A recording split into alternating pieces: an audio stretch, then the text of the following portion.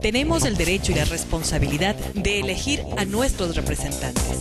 El derecho lo ejercemos el domingo 17 de febrero en las urnas y la responsabilidad todos los días, al conocer, investigar e informarse quiénes son las mujeres y los hombres que están de candidatos. Elecciones 2013. Análisis e información para que tome la mejor decisión.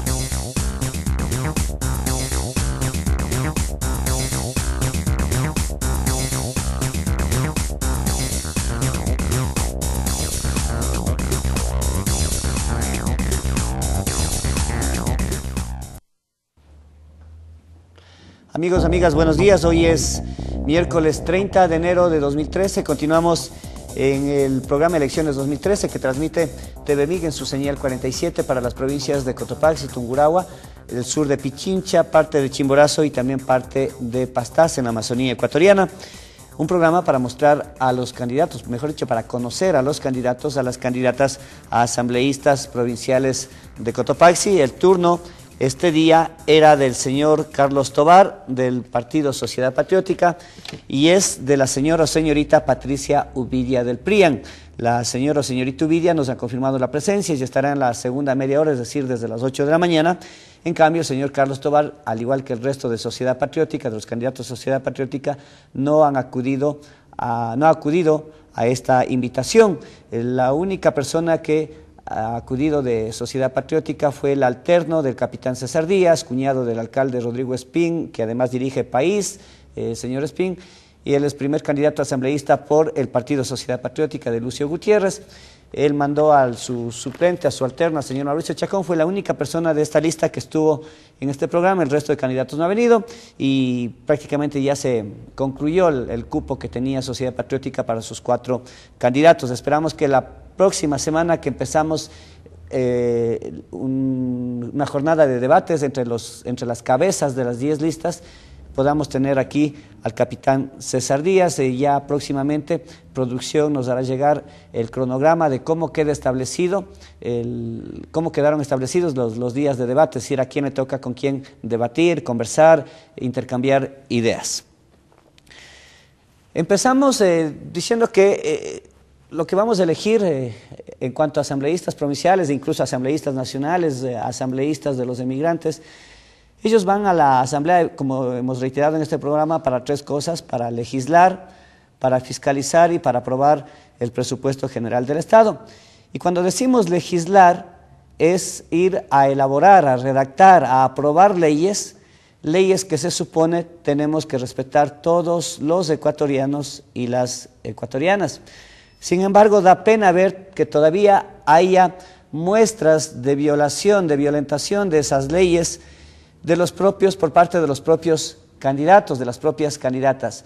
Digo esto porque aún están las vallas, las gigantografías, esas telas, esas lonas grandotas que ustedes ven en las carreteras, sin el logo, es decir, sin la autorización del Consejo Nacional Electoral. La ley prohíbe exhibir vallas sin la autorización del Consejo Nacional Electoral. Insisto, y están violando esta ley los propios ciudadanos, las propias ciudadanas que están pidiendo, le están mendigando a usted el voto para supuestamente ir a hacer leyes en la Asamblea, leyes que, insisto, supuestamente las debemos respetar todos. Hay una ley que prohíbe poner vallas sin la autorización del Consejo Nacional Electoral y los propios candidatos, las propias candidatas tienen vallas sin la autorización del CNE. Claro, pero también el dicho popular dice, o la sabiduría popular dice, que echa la ley, echa la trampa. Y entonces la señora o la señorita doctora Elsa Simón de la Junta Provincial Electoral nos aclaraba el otro día en una rueda de prensa, decían, sí, hay una ley que prohíbe que se ponga vallas sin el logo del Consejo Electoral, sin la autorización del Consejo Electoral, pero también esa misma ley no contempla ninguna sanción, simplemente nosotros tenemos que ir y bajar las vallas, pero ni siquiera eso han ido a hacer porque todavía hay vallas, insisto, de la señora Irina Cabezas, que está ahí con el vicepresidente Lenín Moreno, donde dice la misión continúa desde la Asamblea, y así otras vallas también de otros candidatos de país, lastimosamente es del partido que cuestiona a los otros partidos porque supuestamente, o a los otros sectores políticos porque supuestamente violentan la ley, pero acá hacen lo mismo, igualito. Eso por un lado. Por otro lado también permítanos empezar contándoles algo que ya TVMIC pasó en una nota, entiendo, antes de anoche, en el noticiero de la noche. Es sobre lo que está pasando en el paso lateral de Lazo, en el sector de Río Blanco Alto, en el sector de Río Blanco Bajo. Ahí desde la entrada a Pasto Calle hasta cerca de Aceropaxi hay un desvío, se llama paso lateral, un bypass, como ustedes quieran, por donde van a desviar después parte del tráfico que circulaba por la Panamericana actual. La Panamericana actual está cerrada desde Lazo hasta la entrada a Pasto Calle, porque en la entrada a Pasto Calle están construyendo un intercambiador de tránsito. El asunto es que si bien este desvío que pasa por tras de Lazo, por Río Blanco Alto y por Río Blanco Bajo, está ya terminado el asfalto, todavía no está terminado en su totalidad porque no hay los puentes peatonales para que pueda cruzar la gente, no hay los pasos elevados para que puedan pasar los carros que van desde aglomerados a Saquicilí, desde Saquicilí hacia aglomerados en la parte de arriba, y en la parte de abajo, en cambio, los carros que van desde Lazo a Santana o a Tuacaso, y los carros que vienen de Tuacaso o Santana hacia Lazo. Esto es sumamente peligroso, y ahí vemos las imágenes, porque para los carros de por sí es difícil cruzar el carril los 6 carriles que contempla el paso lateral o la nueva vía. Imagínense para la pobre gente cruzar 6 carriles, torear los carros. Pero si es difícil para un adulto, mucho más es para los niños de la escuelita Ambato. Mucho más difícil es para los adolescentes del colegio Sara María Bustillos de Atiaga. Hay mucha gente de Tanicuchí, del Cajón, de Saquicilí, que va a estudiar en estos 2 establecimientos educativos de Río Blanco Alto. Es difícil cruzar. Uno que que toma el vehículo, el bus, todos los días ahí se da cuenta. Y lo peor también es que los buses interprovinciales paran a dejar pasajeros y a tomar pasajeros en el sector y no se apegan al costado derecho como manda la ley, lo hacen en media vía. Y no hay policía, solamente el lunes fueron unos policías a poner unos conos y se fueron, demoraron 5 minutos. Nosotros entrevistábamos para cotopaxinoticias.com el viernes anterior al director provincial de Obras Públicas en Cotopaxi, el ingeniero Marco Amaya, y ¿saben lo que dijo el ingeniero Amaya?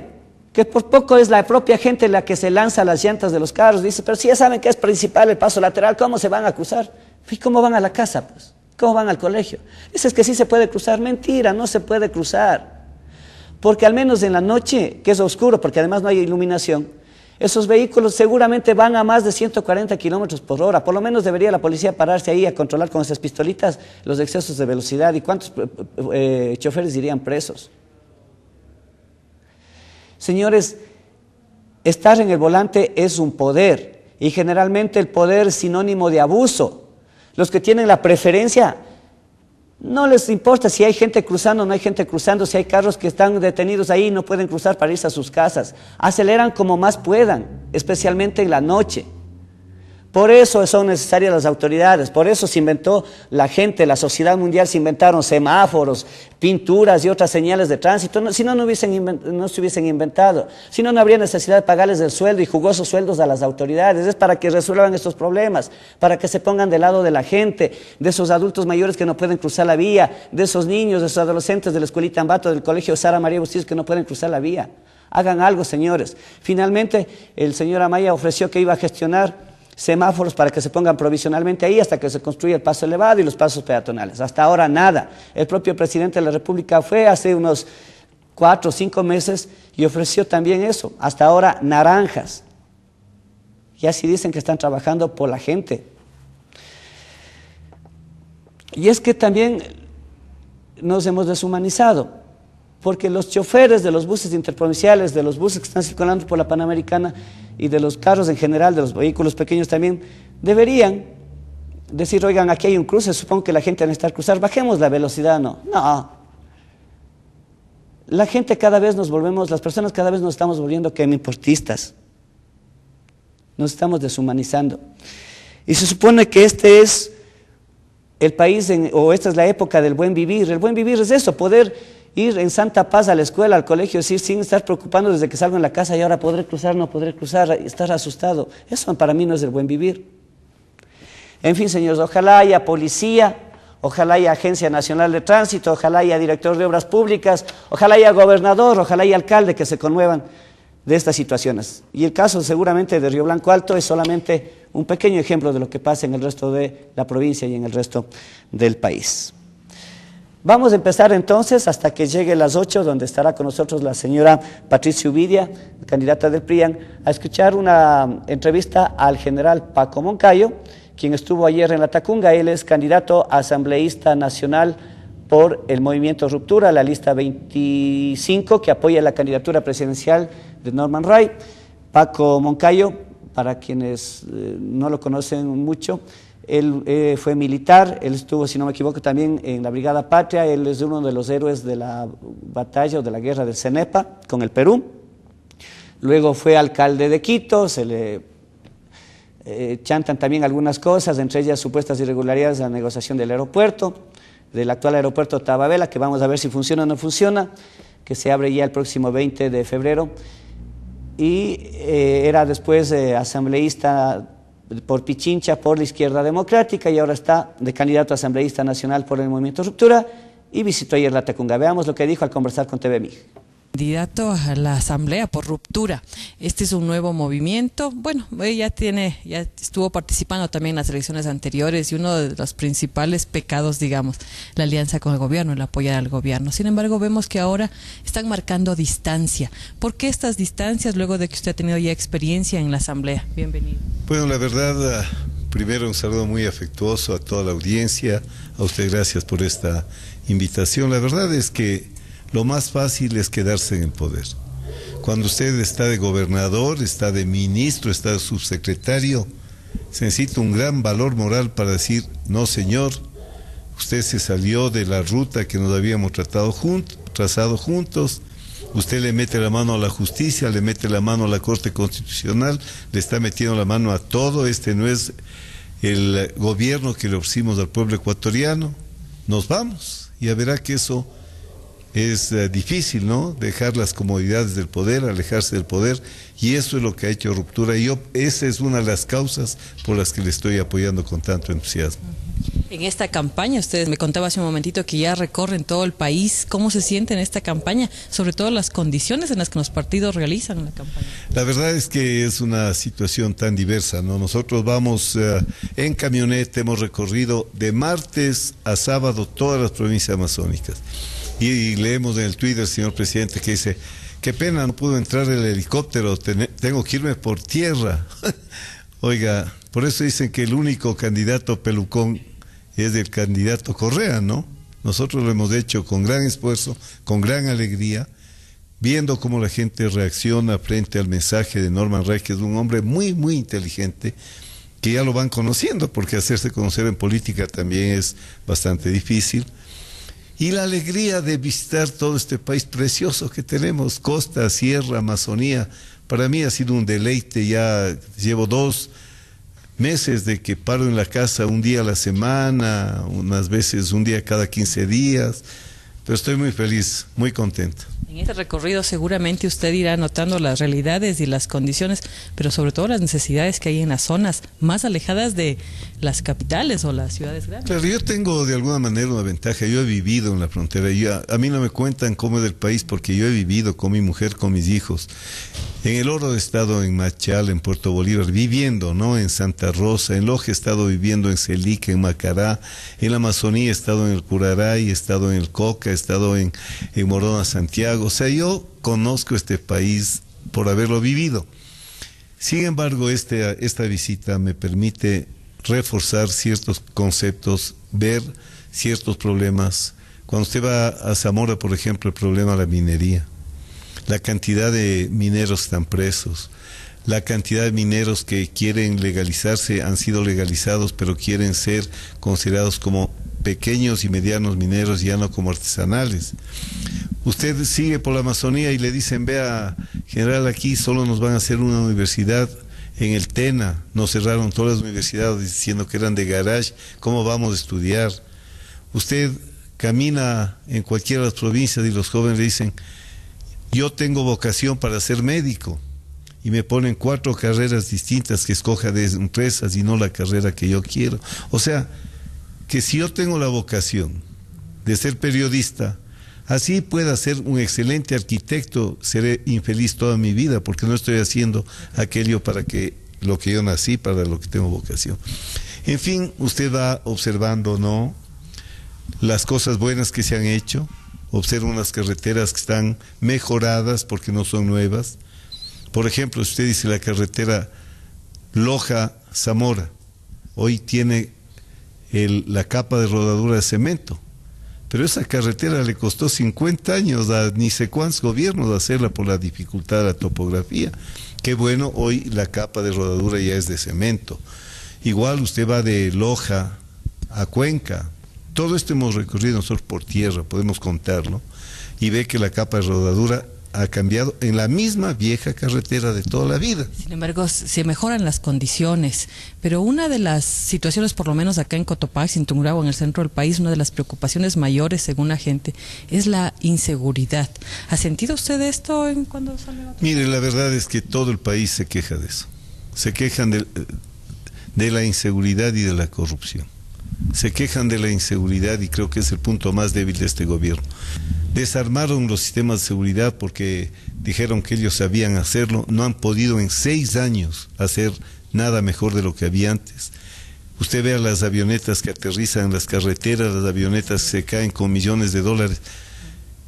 ¿Qué quiere decir? Que estamos fracasando en el tema de la seguridad. Sin embargo, las Fuerzas Armadas han hecho un comunicado, sobre todo los candidatos presidenciales, eso lo dijo Norman Ray, de que no se refieran al tema de seguridad, de que no profundicen, de que en la campaña no deberían pues meterse mucho al tema, que sería un poco irresponsable. ¿Usted coincide con eso? El tema del narcotráfico, de los delitos relacionados, de la trata de personas, de la venta de órganos, del tráfico de armas, del coyoterismo, cómo van a ser políticas secretas, secretísimas, que solamente pueden hablarse a puertas cerradas. Esas son políticas públicas. No se puede negar a los que van a conducir el Estado o a los que vamos, y el pueblo quiere hacer las leyes, que no debatamos los temas que más le preocupan a la gente. La ciudadanía puede debatir sobre eso, la sociedad civil. Mire, toda la vida yo fui defensor, cuando estuve en servicio activo, de que no debe haber secretos en cuanto a ciertos aspectos. Lo secreto es cómo va a emplear las fuerzas. Lo secreto es cuál es el plan estratégico.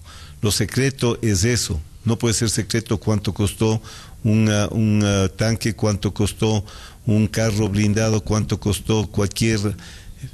El secretísimo es cómo se van a emplear los medios, porque sí, una información equivocada o errada puede causar graves problemas, ¿no es cierto? Y evitar que se pueda detener a los que se debe detener. En el tema de seguridad, algunos creen, hay un candidato presidencial que ha indicado de que el armar a la gente, el permitir que la gente porte armas, brindará mayor seguridad. ¿Cómo usted mira esto? Bueno, mire, eso dicho de un coronel me parece realmente fatídico. Todo el mundo está luchando en contra de la venta de armas, en contra de la tenencia de armas, porque además le digo de corazón, yo como militar, si usted compra una pistola y se va a enfrentar con un criminal avesado, usted no va a saber cómo usarla, pero el criminal, al verle que usted tiene un arma, le va a matar ese rato. Entonces, entregar armas, pero por Dios, solamente veamos lo que está pasando en los Estados Unidos. Esa es una gran barbaridad. Yo sé que hay personas violentas que con eso dicen, eso es lo que hay que hacer. Mentira. Eso es ponerse en riesgo ellos mismos, poner en riesgo a sus familias, y el efecto es más inseguridad mientras más armas estén en manos de las personas. La otra propuesta es como poner sentencias más duras, como que la legislación sea mucho más dura. ¿Qué piensa usted, por ejemplo, el llegar incluso a la posibilidad de que se dé sentencias de muerte, por ejemplo? Eso también ayudará, y eso tiene que ver con la legislación, el nuevo código de orgánico integral penal, por ejemplo, que son cuestiones ya más duras, plantea el terrorismo, por ejemplo, en nuestro país. Mire, es que no saben de qué se trata. Yo he trabajado en esto tanto en la vida militar como en la vida civil. Nosotros el sistema de seguridad que hicimos en Quito fue tan exitoso que después de haber tomado de Colombia algunos de los elementos, fuimos invitados a Bogotá a exponer el caso de Quito. Si usted no ve el problema de una manera integral, si no entiende que hay muchas clases de violencias y quiere con una misma receta curarnos de todas las violencias, como quererle curar a usted de todas las enfermedades con una sola receta. No entienden que la inseguridad es una debe ser tratado como un tema epidemiológico, como una enfermedad social, que hay muchas violencias. La violencia de los narcotraficantes no es lo mismo que la violencia común, y esta no es lo mismo que la violencia intrafamiliar, la violencia de género. Un país seguro es el que tiene comunidades seguras, donde hay una cultura de paz, donde las personas aprenden a dirimir sus conflictos pacíficamente sin agredirse. Eso es donde hay empleo, donde no hay grandes diferencias entre los que tienen muchísimo y los que no tienen nada.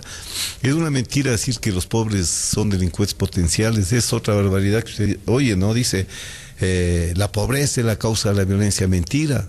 Vaya a ver la cantidad de millonarios que son violentos, vaya a ver usted sociedades riquísimas como la de los Estados Unidos, en la que hay tanta violencia.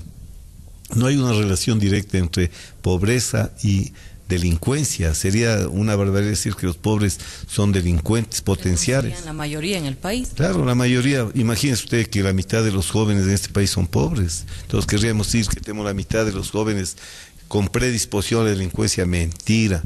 Lo que hay que decir es sí, que las grandes diferencias entre los que tienen muchísimo y los que no tienen nada, eso sí genera violencia. Es la violencia estructural, la violencia del sistema.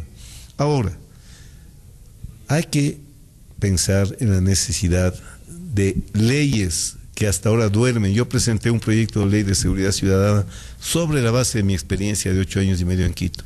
Nosotros bajamos de 17,5 a 11 el número de homicidios por 100,000 habitantes. Puedo mostrar lo que hicimos. Ahora, ahí está, porque no hay voluntad política. Cuando alguien de la oposición presenta un proyecto de ley, le tienen ahí guardada para que...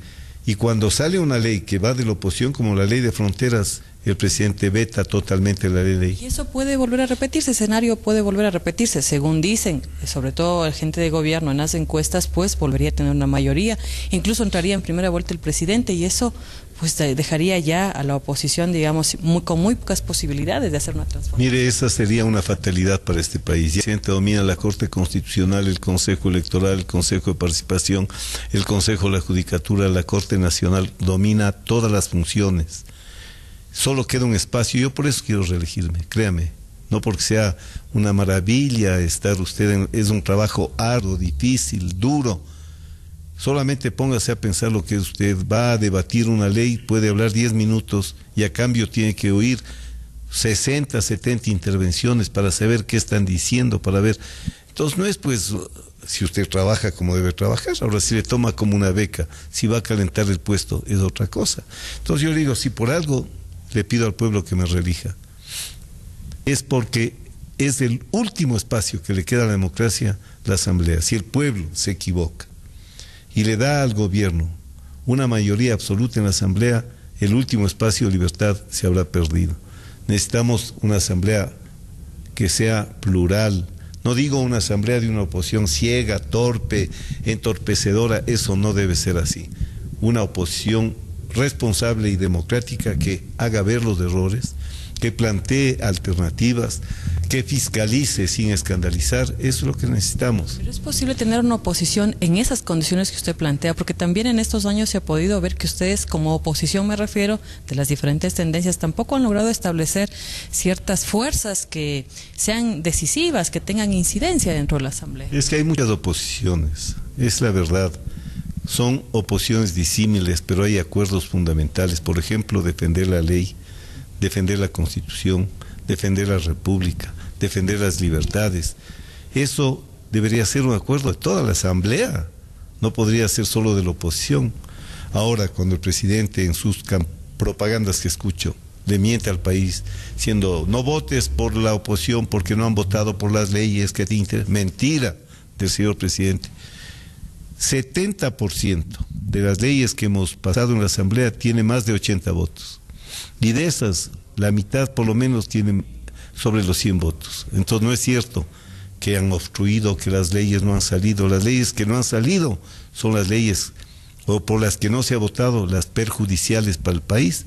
¿Cómo es la ley de comunicación? Ahí sí es un mérito haber impedido que salga esa ley. Que tendrá que volver a debatirse.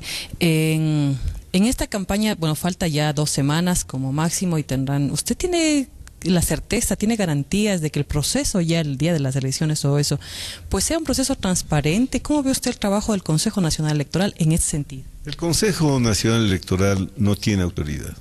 No ha podido parar la campaña desvergonzada del gobierno, que la ha hecho antes y durante la campaña utilizando todos los recursos del pueblo. Pero es la única autoridad, digamos, autorizada. A eso llego, como es la única autoridad que existe, todos son de la línea del gobierno, los 10. Entonces, necesitamos más que nunca que los veedores internacionales vengan a cumplir su tarea, que los veedores nacionales, que los grupos ciudadanos que están preocupados de estos temas, como participación ciudadana, por ejemplo, puedan cumplir su deber, que los propios partidos y movimientos controlen y cuiden sus votos, porque de otra manera pues no podemos estar seguros de que los resultados sean la verdadera voluntad. En ese sentido, los partidos como el suyo, por ejemplo, ¿tienen esa organización, tienen esa fortaleza, esa estructura que permita estar pendientes, controlar, vigilar, de ser el caso? Mire, un partido solo no va a poder hacerlo. Yo creo que hay que ser una gran minga de los partidos y movimientos para que estas elecciones sean transparentes. Que gane el que reciba más apoyo del pueblo, pero que no se burle inclusive de la voluntad del pueblo cambiando los resultados. Hay que aprender que en política se gana o se pierde, nunca se pierde en el sentido total. En la política hay pérdidas y ganancias, unas veces estás de ganador, otras de perdedor, porque la política no es guerra. La política es simplemente un sistema en el cual se le presenta a la gente alternativas, y los que presentan alternativas no son o no deben ser enemigos entre ellos. Entonces, hay que, desde este punto, hacer votos, porque todos hagamos una minga de control para que nuestra voluntad, la voluntad del pueblo, sea respetada, y para que quien vaya a la asamblea o quien gane la presidencia no sea porque simplemente le hicieron trampa al pueblo ecuatoriano. Finalmente, general, entonces, todavía en este recorrido tienen algunos otros lugares que recorrer. ¿Cómo está planificada en estos últimos del cierre y el día mismo de las elecciones? ¿Cómo ustedes van a hacer? Sí, bueno, de aquí vamos a seguir, vamos a ir a Ambato, a Riobamba, a Guaranda. En la siguiente semana vamos a ir a hacer un recorrido nuevamente de la provincia de Manabí, de la provincia de Guayas y de la provincia de Los Ríos, y vamos a cerrar los últimos días en Quito.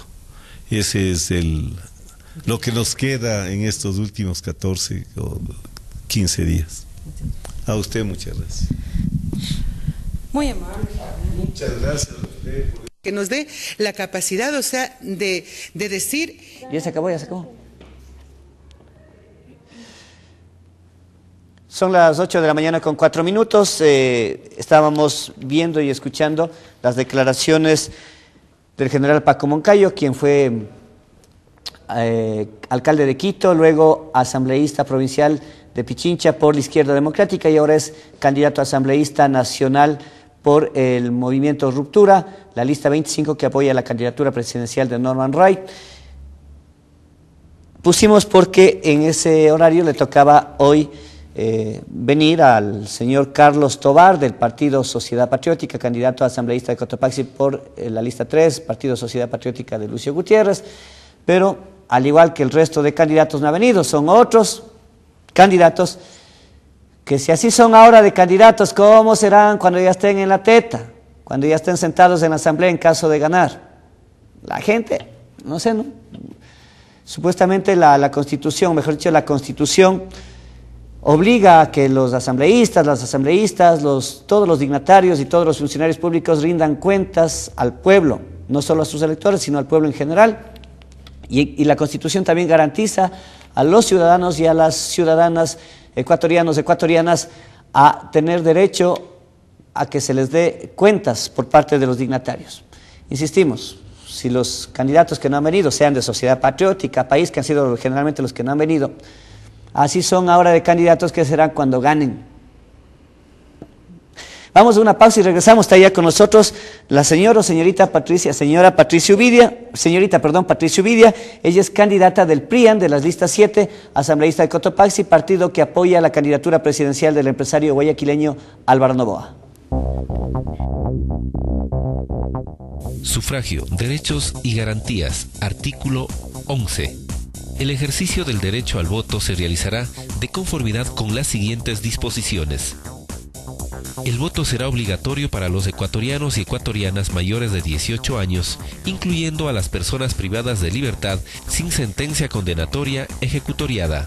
El voto será facultativo para las personas entre 16 y 18 años de edad, las mayores de 65 años, las ecuatorianas y ecuatorianos que habitan en el exterior, los y las integrantes de las Fuerzas Armadas y Policía en servicio activo, las personas con discapacidad y las personas analfabetas.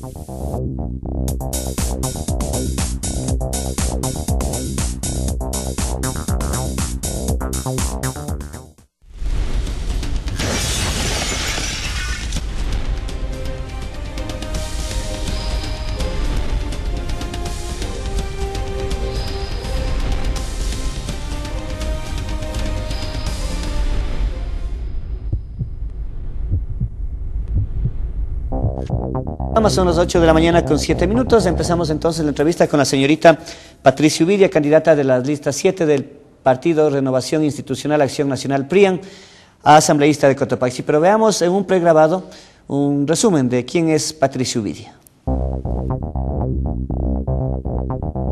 Gloria Patricia Ubidia Cajas nació en Lamaná. Estudios realizados en la Escuela de Niñas Luis Andino Gallegos del Cantón Lamaná. Instituto Técnico Superior Lamaná. Bachiller en Ciencias Sociales.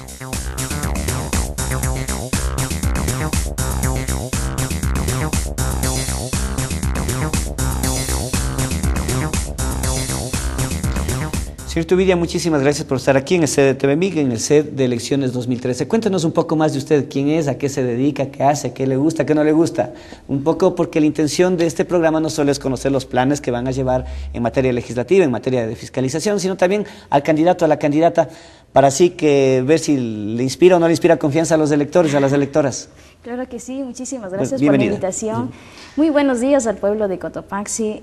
Bueno, aquí está Patricia Ubidia, una persona sencilla, del campo, de Lamaná, de padres agricultores, de una transparencia pues increíble porque no hemos tenido pues grandes.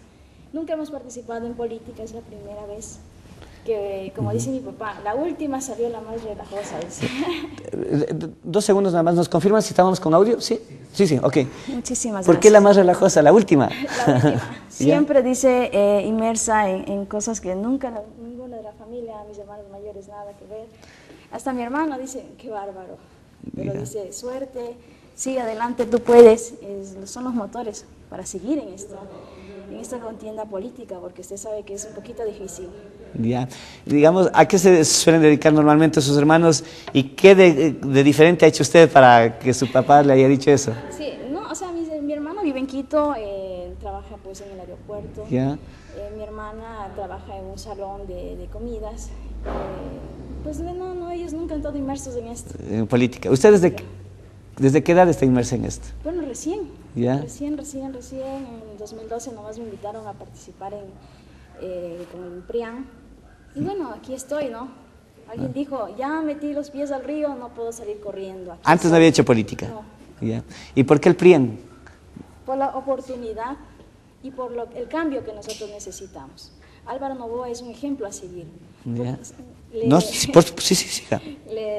Le sigo contando. O sea, es porque, mire, muchas personas dicen, ya estuve, no pude entrar, me retiro.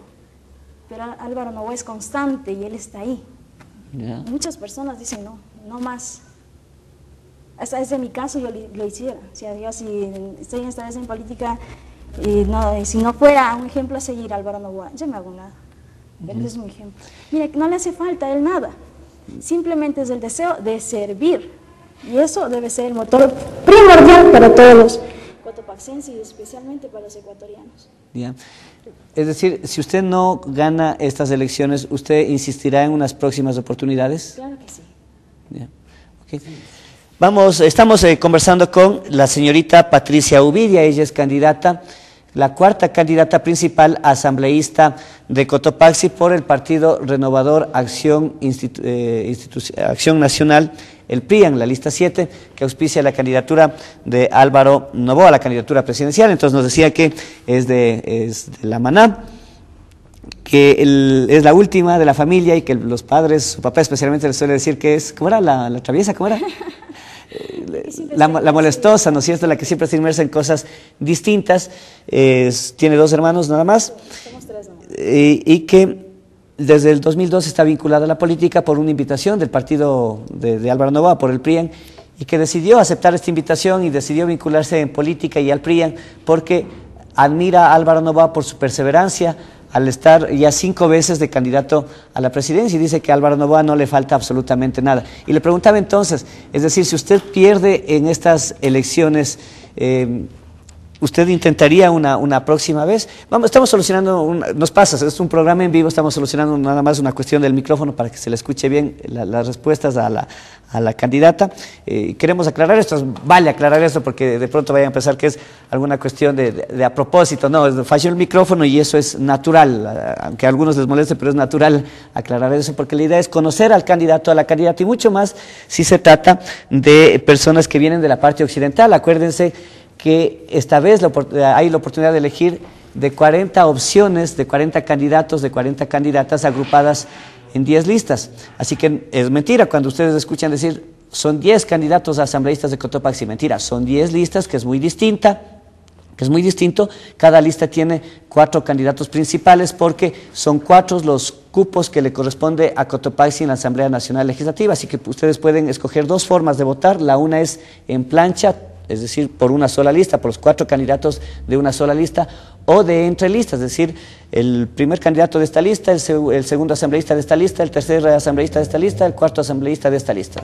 Completar. Entonces, estamos ya. Muchísimas gracias por la comprensión y por la paciencia. Cuéntenos, entonces la pregunta es, si usted pierde esta ocasión, ¿va a intentar de nuevo llegar a la asamblea? Pues sí, si tengo la oportunidad, bien. Yo sigo adelante. Ya. O no solamente para la asamblea, sino en las elecciones 2014, yo que sé, para la concejalía, la alcaldía de La Maná, no sé. Vamos a ver, pues, en lo que disponga el PRIAN y los directivos del PRIAN. O ayudar a otra persona para que siga. ¿Por qué lo que disponga el PRIAN y no más bien por qué lo que disponga yo mismo, es decir, usted? Mira, porque ellos son las bases, ellos son los que te dicen, te organizan todo. Mira, yo estaba tranquilamente en mi casa y me llamaron, dice, ¿usted desea participar? Yo le digo, qué oportunidad, ¿no? Muchos están deseando, muchos están rogando que les den esa oportunidad, y yo tranquilamente en mi casa simplemente me llamaron. Ok. Usted decía que admira a Álvaro Noboa por la perseverancia, 5 candidaturas presidenciales y porque lo tiene todo. Pero el otro lado de la moneda es que Álvaro Noboa lo tiene todo porque explota a la gente, supuestamente. Ya. Y le digo esto porque usted viene de La Maná, que es una tierra muy rica en la cuestión agrícola, es una de las principales actividades, no sé si es la principal, pero una de las principales actividades es la actividad bananera. Y como todos sabemos, Álvaro Noboa, una de sus principales actividades es la exportación de banano, es decir, él es de aquellos empresarios que compran el banano en la finca al productor, lo empaca y lo exporta, es decir, una especie de intermediario. Y entonces el problema eterno en este país en el tema del banano ha sido que nunca han sido justos los precios que los exportadores como Álvaro Noboa, y especialmente Álvaro Noboa, que es el más grande exportador de este país en materia de banano, pagan a los productores de la finca. Y usted mejor que yo, o mejor que los que nos están viendo aquí en el sector sierra, debe saber que producir banano es costoso, es trabajoso, es lindo por supuesto, pero es costoso, es trabajoso, y a veces lo que les pagan por la caja de banano no significa, no reconoce ese esfuerzo. ¿No hay una contradicción entonces ahí? Verás, en la área de banano no solamente Álvaro Noboa exporta, también está mal otra empresa, Dole. ¿Ya?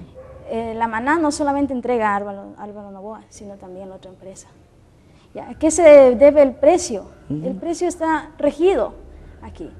Aquí se pagan muchos impuestos. ¿Qué impuestos para allá, impuestos para acá? ¿Qué no sé qué? ¿Quién? ¿El productor o el exportador? El exportador, para poder sacarlos. Es igual, o sea, el negocio es negocio. Tanto el productor que tiene que invertir para sacar su producto, como el exportador que tiene que sacar afuera del país. Entonces, todo hay una contradicción ahí, pero es que no depende de Álvaro Noboa, sino depende de los impuestos que cobran para poder sacar el producto del país. ¿Usted ha visto si Álvaro Noboa compra banano en La Maná y si lo paga a precio justo, por ejemplo, o en los ríos que están muy cercanos a La Maná? Bueno, no estoy inmersa en área de banano, no le puedo decir a tal persona les compra, pero tengo entendido que las dos empresas son las que compran el banano. Ahora, supongamos que Patricio Ubidia llega a la Asamblea Nacional Legislativa, de hecho esa es su aspiración, por supuesto, ya está en la Asamblea Legislativa y le toca elaborar o reformar o definir una ley justamente sobre el banano. ¿Usted va a velar por los intereses de los exportadores como Álvaro Noboa o va a velar por los intereses? Si bien de lo que entiendo usted no tiene producción de banano, pero la gente de su cantón, de su provincia en La Maná y en Pangua también sí se dedica a esa actividad. Entonces supongamos que usted ya está en la Asamblea, le toca definir, reformar, elaborar una ley o votar por una ley relacionada al tema de precios del banano o otras áreas de banano. ¿Por quién se va a inclinar? ¿Por los empresarios exportadores o por los pequeños productores? Por los pequeños productores. Pero en cambio le cae a Álvaro Noboa, pues. No puedo. ¿Sabe por qué? Porque nosotros tendríamos que también analizar tantos impuestos que hay aquí en el Ecuador. Ya. Tantos impuestos que están, yo digo, ahorita ya mismo nos cobran hasta por respirar. Bueno, eso sí es verdad. Sí. Ya, entonces, por eso tendríamos que nosotros ir desde abajo, desde los productores, desde los chiquititos. Porque no es que todo el mundo tiene bastantes. Desde los más pequeños, ir ayudándoles a que sobresalgan. Le pregunto esto porque en cambio de antes cuando decía de pronto que se podría lanzar el otro año en las elecciones 2014 a alcaldesa o a concejala de La Maná, usted me decía, hay que ver qué decide el PRIAN.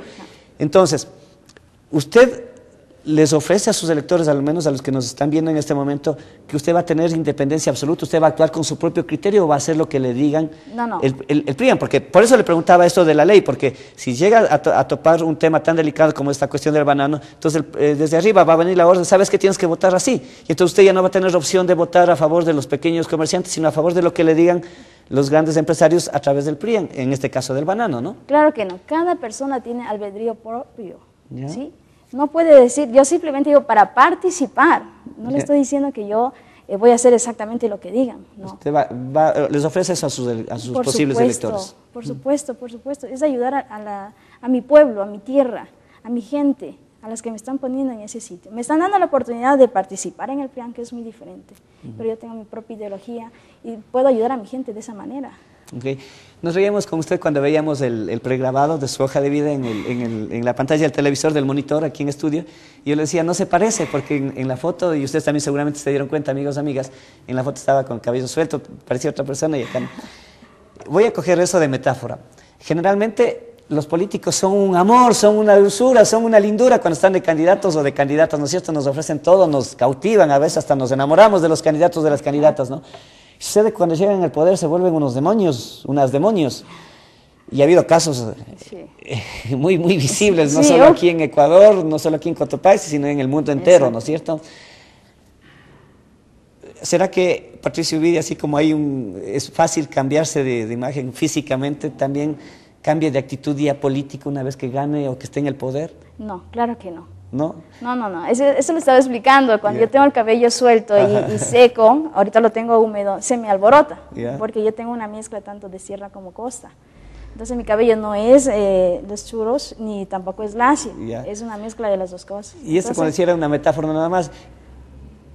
En una autoevaluación suya interna, ¿qué le hace garantizar a usted mismo que una vez que esté en el poder no le haga cambiar de actitud? Es decir, que siga siendo esa persona sencilla, humilde, querendona, esa persona del campo que es usted, solidaria. Exactamente, o sea, no es necesario uno cambiar la actitud.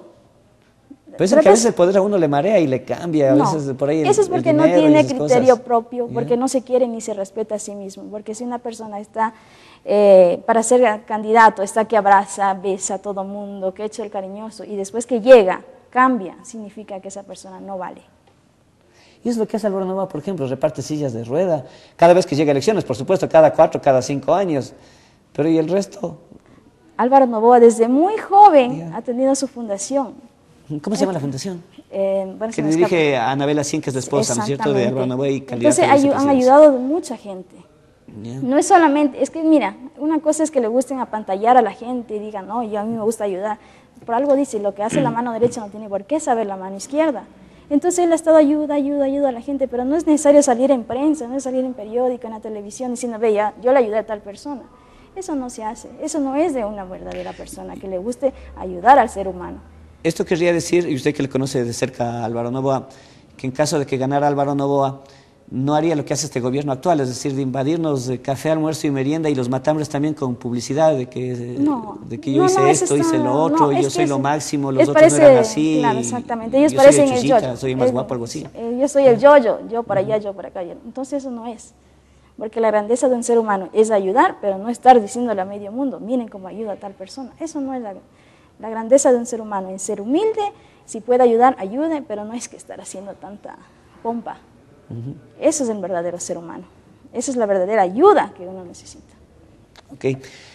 Bueno, ¿qué llevamos a la Asamblea en materia de propuestas legislativas, en materia de propuestas de fiscalización? Cuéntenos, recuérdanos, porque también ha estado por aquí Patricio Isman, estuvo el señor César Lara del Pozo, quien nos falló fue la señorita o señora, ¿cómo se me va? Serena Pichucho. Bueno, lo que pasa que tal vez chocó con una de las compromisos que nosotros adquirimos, porque nosotros ya tenemos una agenda. Ajá. Son 2 meses de anticipación que nosotros llevamos una agenda, entonces por A o B motivo no pudo venir. Igual nosotros dimos como con un mes de anticipación también, antes de que empiece, bueno, unos 15 días antes de que empiece el programa. Claro, es que por eso nosotros nos regimos a una agenda. No se preocupe. Ya, en propuestas estamos en la lucha contra la pobreza, que es lo primordial hacer, incluir políticas económicas, o sea, ya sacar a ese mundo, a este Ecuador, sobre todo de tanto pobreza. ¿Con qué? Con microempresas, trayendo para acá para que sean los mismos ecuatorianos quienes trabajen en estas microempresas. En área de educación, que es,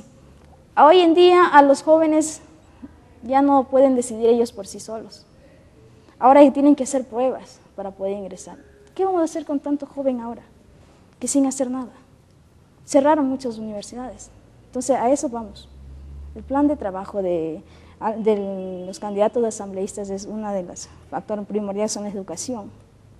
El tercero es el agua. Usted sabe que el agua potable, más que todo, es simplemente para un grupo de personas, porque no todos tenemos ese privilegio de tener agua potable. Agua entubada, esa es la base, no es agua potable. Seguridad. Seguridad ciudadana o social. Seguridad en forma general, porque estamos en un país que no hay nada de seguridad. Implementar sobre todo a la policía. Alguien decía que el ejército maneje también el área de la seguridad social, de estar en las calles. Ciudadana, entonces no creo que sea pues dable. ¿Por qué no a la policía dotarle de esos mismos entrenamientos, tanto físicos, psicológicos que tienen los del ejército, para que ellos también hagan y sean disciplinados? Vamos por partes, serían esos que, a ver, estamos hablando de microempresa, educación, agua, seguridad ciudadana, algún... Libertad, sí, claro que sí, enumeremos y luego vamos tratando punto por punto. Libertad, defensa de las libertades, tanto de opinión, de expresión, porque hoy en día no podemos ni alzar la voz, ni podemos decir nada. ¿Qué otra cosa? La explotación de recursos naturales, la fiscalización, que son lo base fundamental. Listo, vamos entonces por parte. A ver, microempresas.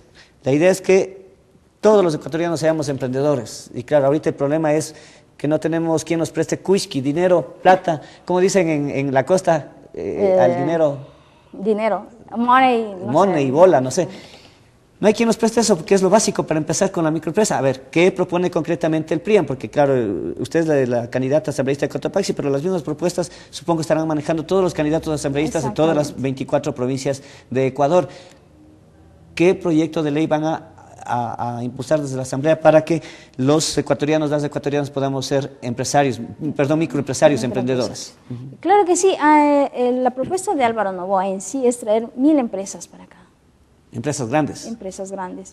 Que nos asesoren, que nos den, nos tecnifiquen a cada persona de aquí del Ecuador. No que traigan del extranjero, porque aquí también somos capaces de hacer eso. Insisto, pero eso lo hará Álvaro Noboa de ganar la presidencia como presidente a través de sus ministerios, pero desde la Asamblea, los asambleístas, ¿cómo van a colaborar con ese propósito? ¿Qué proyecto de ley van a impulsar?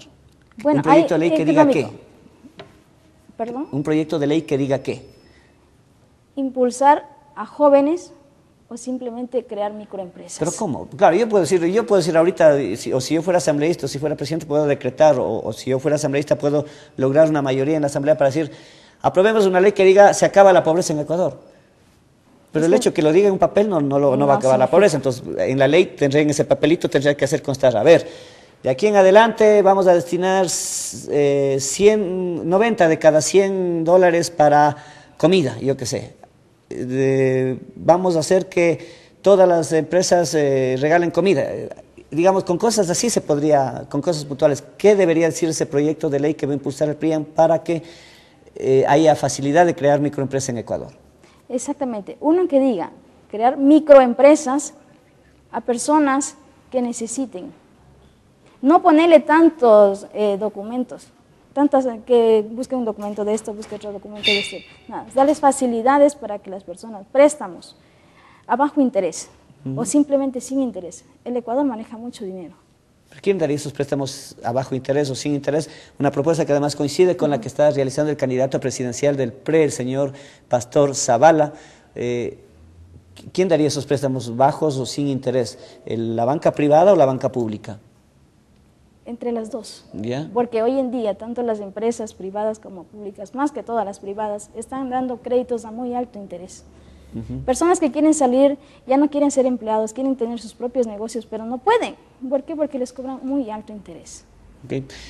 En educación usted decía que ya no pueden ingresar a las universidades. Libremente los jóvenes, porque ahora tienen que hacer cursos, tienen que dar pruebas, ya no pueden elegir qué carrera seguir. Ahora dicen, no, usted tiene entonces, la idea sería que, ¿cuál sería la propuesta de ustedes para hacer que se retome la ley de educación? ¿Reformar la ley de educación superior? Reformarla. Ok. El tema del agua, ¿qué es lo que pasa? Usted decía, claro, y es verdad, o sea, la mayoría de ciudades no tiene todavía agua potable. Estamos en un reproceso, en vez de ir para adelante, estamos yendo para atrás. ¿Y qué hacer desde la Asamblea para que todo el sector, tanto urbano como rural, tenga agua potable y no solamente agua entubada? Y en algunos de los casos ni siquiera ninguna. Hacer una ley, o sea, ya hay leyes, sino que seguirla, hacerla cumplir, porque están de por gusto escritas en unas hojas, y eso no es. Todos los ecuatorianos tenemos derecho, y sobre todo el agua, que es el líquido vital que todo mundo necesita, debe ser para todos. Seguridad ciudadana, usted ya nos adelantaba algo, es decir, no que se encargue la seguridad ciudadana, la seguridad interna, la lucha antidelincuencial a los militares, sino que se refuercen las habilidades de la policía, porque la policía están preparadas para eso, y lo que habría es que alimentarles con ciertas habilidades que tienen los militares. Exactamente. La pregunta es, en este gobierno a la Policía Nacional prácticamente se la ha denigrado, y mucho más después del caso del 30S. ¿Qué hacer para recuperar la autoestima de los policías, pero también para hacer que en verdad la policía sirva a los intereses ciudadanos? Porque también hay que reconocer que hasta antes de este gobierno de Rafael Correa, la policía cometía una serie de abusos, no solamente en materia de derechos humanos, sino abusos cotidianos, las típicas mordiditas y esas cosas. ¿Qué hacer para buscar un equilibrio para que la policía sea la que se encargue por completo de la seguridad interna, de la lucha antidelincuencial, pero que además respete al ciudadano? Hacer un consenso a ellos, ver en qué están fallando, hacerles un análisis psicológico. ¿Por qué ellos actúan de esa manera? Porque no son todos los policías. Siempre hay una oveja negra que hace quedar mal al grupo. Entonces, irles psicológicamente tratando, saber qué es lo que les pasa, por qué es esa actitud de ellos. A cada uno de los policías, ¿por qué no? Pero asimismo, hacer una fusión entre el ejército y la policía. Crear una policía especializada, dice usted. No, pero también a los de que están hoy en día también se les puede guiarles. Entonces sería especializarle a la policía actual. Exactamente, porque son ecuatorianos y no deben atacar a los mismos ecuatorianos. No por llevar un uniforme se crean más. Al contrario, ellos deben ser más humildes, más sencillos, porque están sirviendo a la ciudadanía. Libertades, en materia de libertades, ¿qué proponen ustedes? Libertad. Que la televisión, la prensa escrita, todos puedan expresarse.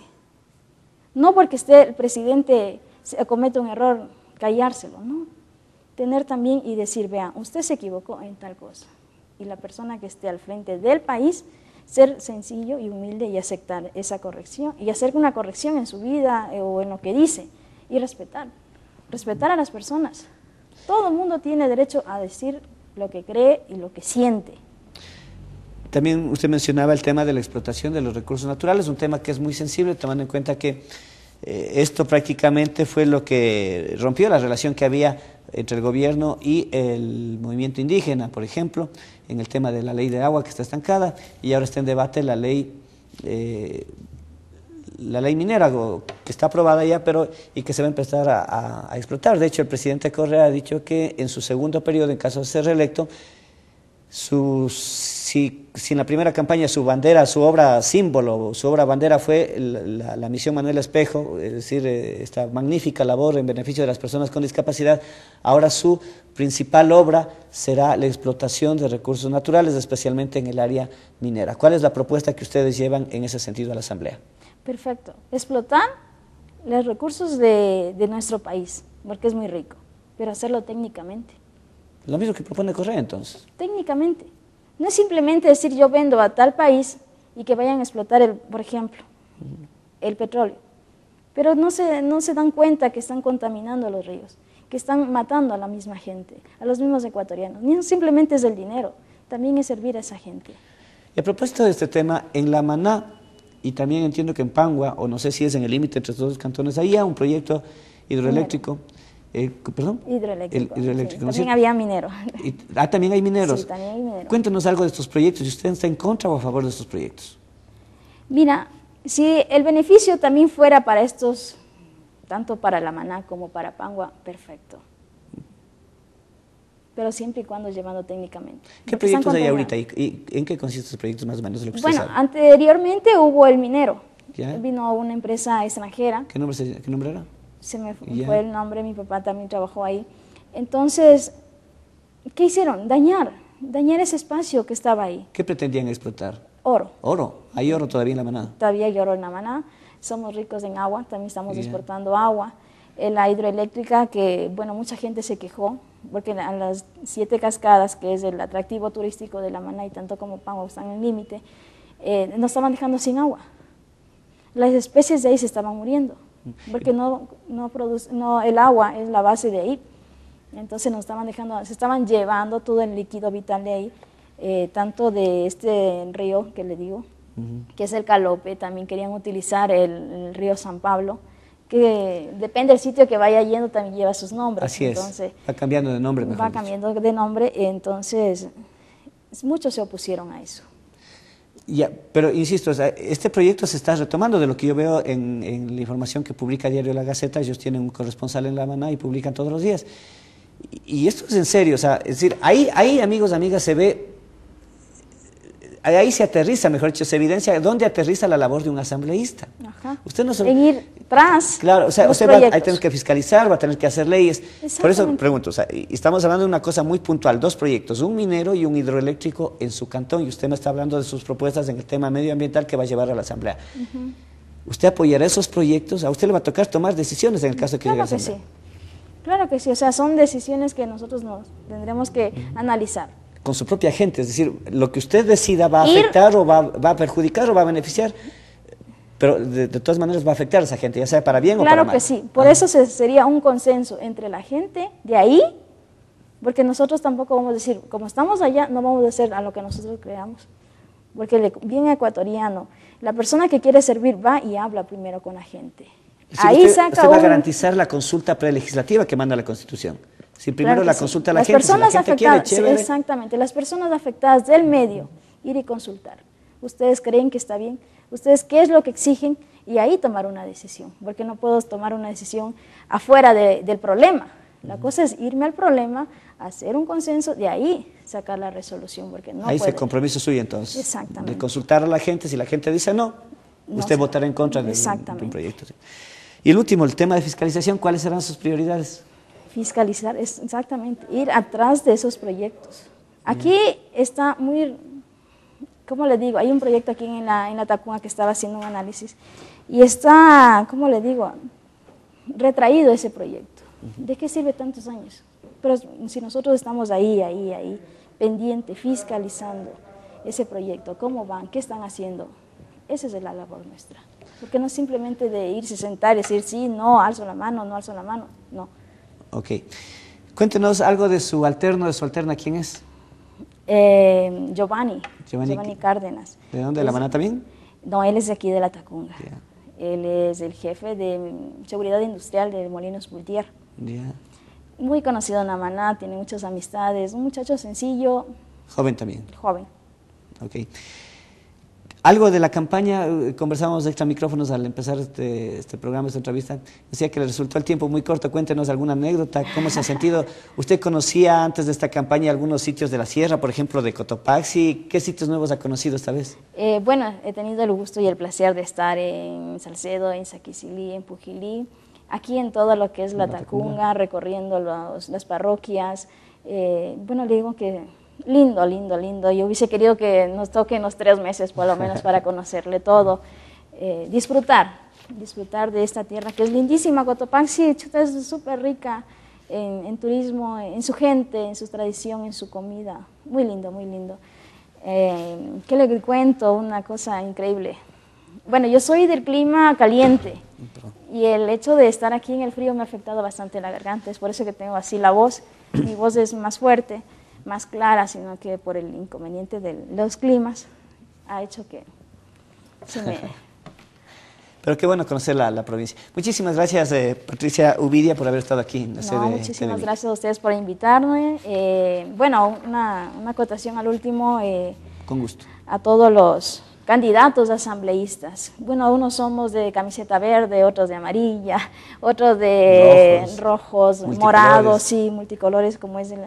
Pero cuando lleguemos, los que vamos a llegar a la Asamblea Nacional, no nos olvidemos de esas camisetas y vamos con una misión, que es a servir al pueblo, y olvidémonos de los colores y vámonos amarillo, azul y rojo, que son los colores de nuestro país, y a servir a la gente, no servirnos de ellos, al contrario, servirles y decir, aquí estamos, ustedes nos eligieron y aquí estamos para servirles. Muchísimas gracias por la invitación. A usted muchísimas gracias por estar aquí.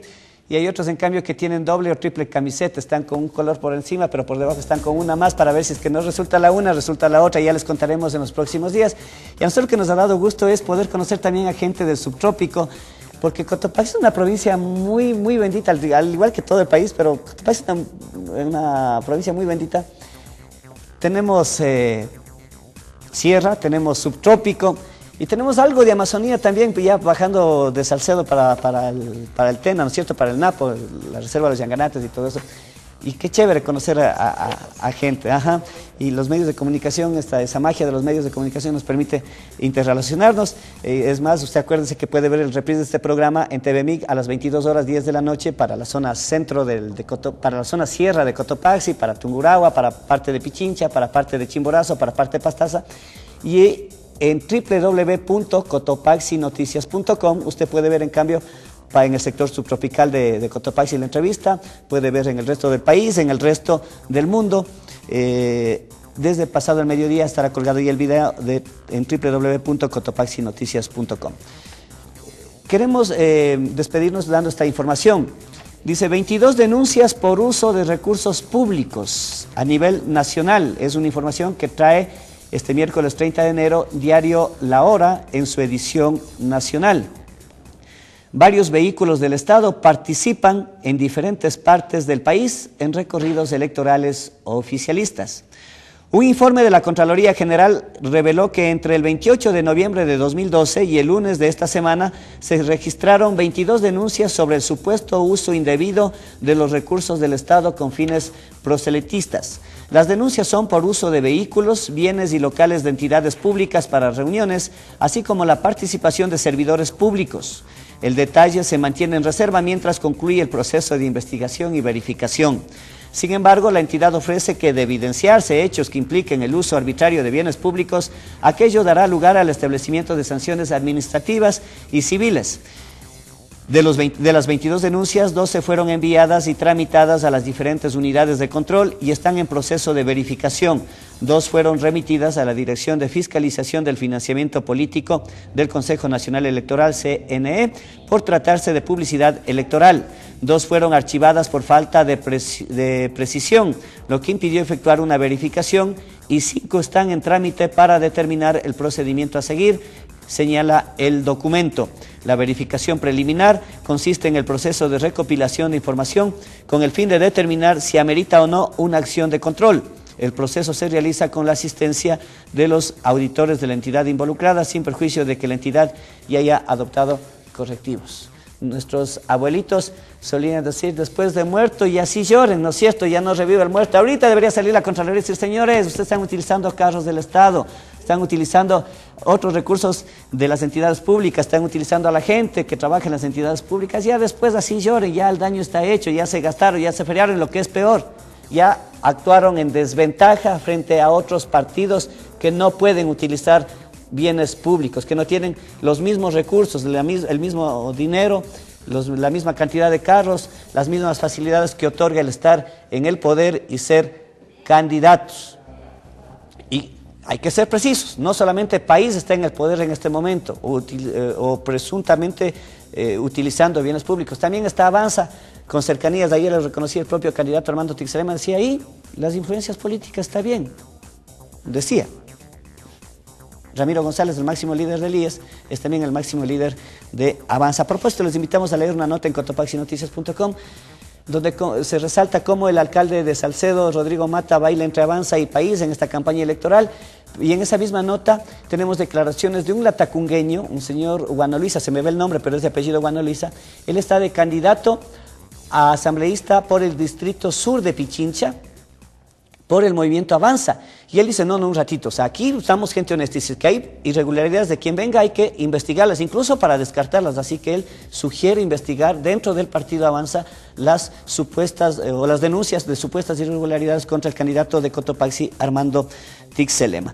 Para mañana tenemos de invitados, en primera instancia, al arquitecto Francisco Ulloa, primer candidato a asambleísta de Cotopaxi por el MPD, por el Movimiento Popular Democrático, la lista 15, y luego al destituido prefecto César Humajinga, primer candidato principal asambleísta de Cotopaxi por la lista 18, por el Movimiento Plurinacional Pachacuti. Con estos anuncios nos despedimos, un excelente día, soy Luis Muñoz, felicidades. Muchísimas gracias.